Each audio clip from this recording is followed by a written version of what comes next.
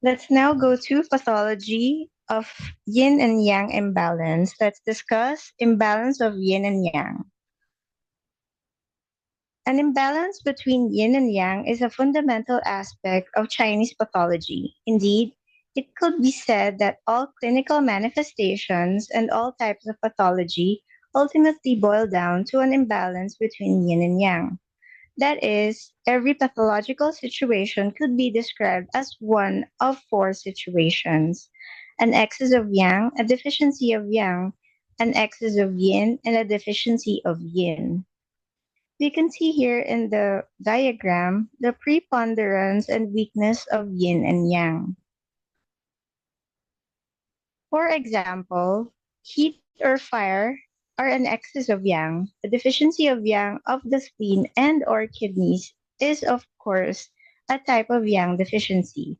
Full cold is an excess of yin. Deficiency of kidney yin is a type of yin deficiency. Please note that the parameters used when describing excess of yang and deficiency of yang, similarly for excess of yin and deficiency of yin, are not the same. In fact, excess of yang indicates not an excess of normal yang qi, but the presence of a yang pathogenic factor, that is, heat. In contrast, deficiency of yang denotes a deficiency, a lack of normal yang qi. In other words, yang in excess of yang indicates a pathological heat. Yang in deficiency of yang indicates physiological heat.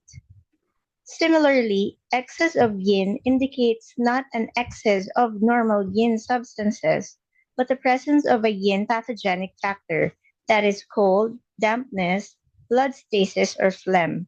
In contrast, deficiency of yin denotes a deficiency of yin substances, fluids, and essence. Blood is also a type of yin substance, and blood deficiency is a type of deficiency of yin. In other words, yin in excess of yin indicates pathological cold, dampness, blood stasis, or phlegm. Yin in deficiency of yin indicates the physiological yin substances, the fluids, the essence, and blood. Please note that these four pathological situations are not necessarily mutually exclusive.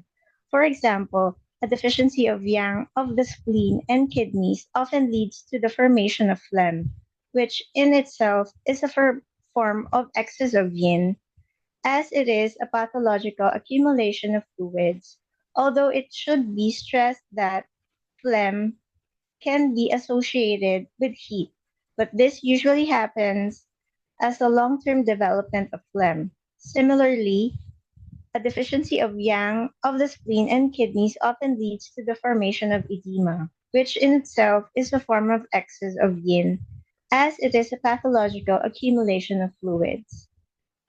We can see in the diagram here the deficiency of yang associated with excess of yin.